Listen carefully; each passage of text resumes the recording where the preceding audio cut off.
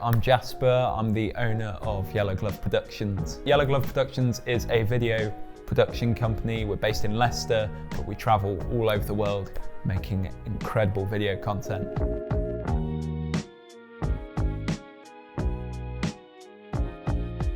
I think Yellow Glove Productions has been going properly since 2016, I think. It's been a while, but since then we really started out with focusing more on weddings and telling the story of couples' days, and from there it's sort of gone from the budget weddings to the higher end weddings. And then I wanted to push the corporate side of things and just make small businesses stories more interesting, and even just getting the word out about small businesses, because that's one thing I'm really passionate about. It's not just filmmaking and video, it's just the whole concept of business. And supporting local, things like that. So starting with small businesses, offering them videos that are affordable, and not only affordable, but are actually going to make a difference. So taking that whole storytelling approach to businesses, and that's what we've been doing over the past year now, since the start of the pandemic. That gave us a chance to approach businesses with a way of communicating to customers while they can't come into shops or can't see each other in person. From there, that's just grown. And yeah, it's just been sort of skyrocketed since then. I think a lot of, it sounds very pretentious, but I just love European cinema. Anything that's not Hollywood, anything with subtitles, basically, that's where I'm at. I find it very hard now to watch a lot of Hollywood films in the cinema, because I'm such now, after watching so many things coming out of Turkey, France, all these European countries, and producing incredible stories, very often with a lot less gear than the Hollywood films, because it's all story driven. That's what keeps the interest going. So yeah, my approach comes from European cinema. I'd say just that story driven concept that you don't need all the gear for, as long as you've got a solid story in place. Directors like Thomas Vinterberg, Michael Haneke, very dark subject matters, but told in such like an interesting way that, yeah, I don't think Hollywood's even ready for after 20 years. Best place I've been to filming is probably Market Harbour. No, best place I filmed in Dusseldorf. I didn't get much of a chance to explore, and it was just quite a journey getting there. You know, it was late. Couldn't work out how to get the train, and then eventually got there, stayed in a really nice B&B, had like the best meal of my life, because it was like such a long day. And then the shoot all went really well. People were really nice to me, and then I got a free ride to the airport. But in terms of that, just going through the sort of countryside there and stuff, it was just so nice, and that was my first shoot abroad. So I think that holds a special place. I can go anywhere, because video is such a valuable thing to have now.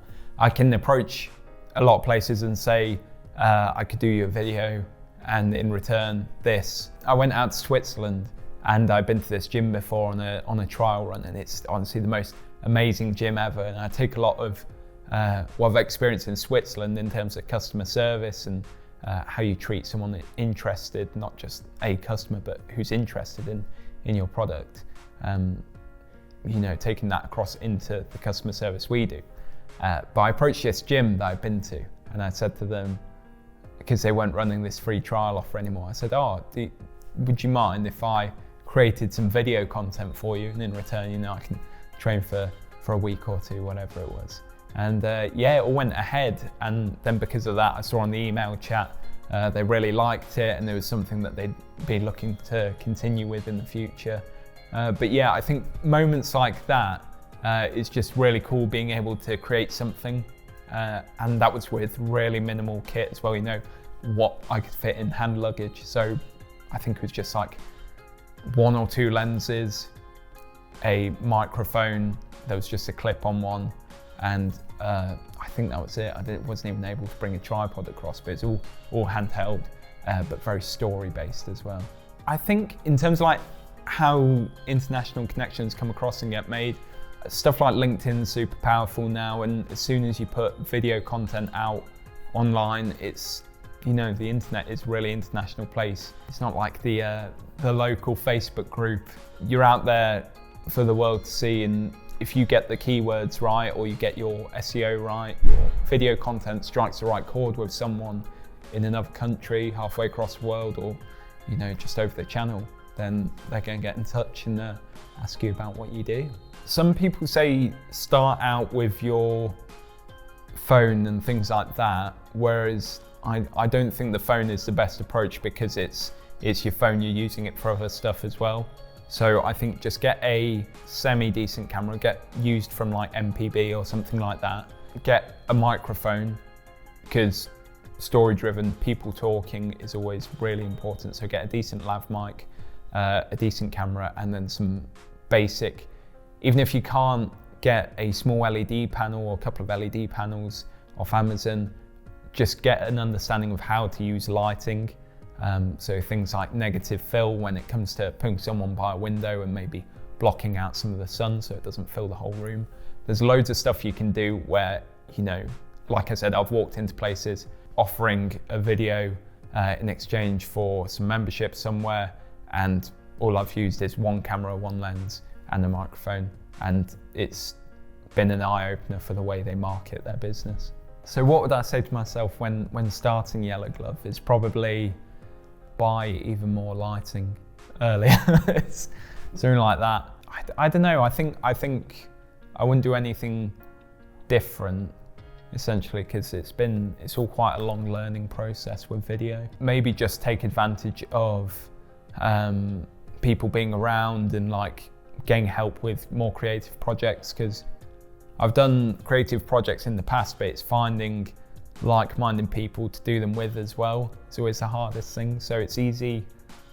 I always think that documentary is one of the easiest things to do creatively, because it can just be you and a microphone. Whereas I think going back in the past, I'd like to do more short film based stuff, more like that. So yeah.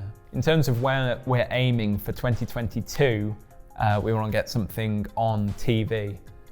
So whether that is a 1-second clip in an advert, whether that's something we assisted on, or whether we did the whole thing, something on TV, because that, I think for an ego point of view, maybe that'd be a nice thing, but it would just be quite an achievement for the company itself. And then just producing things where we've been approached with a brief and then we've taken the whole creative lead on it as well, having that trust rather than people coming with us and saying, this is what we'd like to do, can you film this, and hand the raw footage over like a couple of marketing agencies do, which is understandable because that's what they've got to edit that for the client. But people coming to us, entrusting us with a whole creative brief, whether that's acted out, whether that's getting models in, things like that. I think getting that trust can be done through showing what you've done previously, building up that body of creative work, like we've been doing so far. But again, a lot of stuff we've been doing, we've had the opportunity to create creative shots with people within the business. But I think we need to start now, really start creating spec adverts. So essentially adverts that we've had no brief for making, So I was saying earlier in the studio about creating an advert for a big, well-known water company that I want to do. But again, it's not been briefed by them, but it would just be a client that we're aiming to get, and creating something on that scale, taking some time to create it, maybe a couple of days for a shoot, and really focusing on each shot, what that's going to mean, storyboarding everything, the color palette, everything like that. And yeah, start creating those.